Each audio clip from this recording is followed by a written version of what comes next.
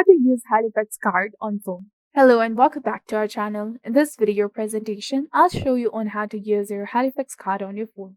So it's a simple and a quick process, so follow along. If you have a digital wallet like Google Pay or Apple Wallet, you can link your Halifax card. You can use it for the contactless payments. To do this, add your card to the specific wallet, such as if you're using an Android device, open the specific wallet. Open your Google Pay and then select the option to add a card. Enter your Halifax card details, card number, expiration date, security code, and your name. Once added, you can use the card for the payments through the Google Pay. And for the iOS users, open your Apple Wallet, tap on the plus sign, and choose to add a new card. Input your Halifax card details as before. And once added, you can use the card for the contactless or the online payments with the Apple Pay.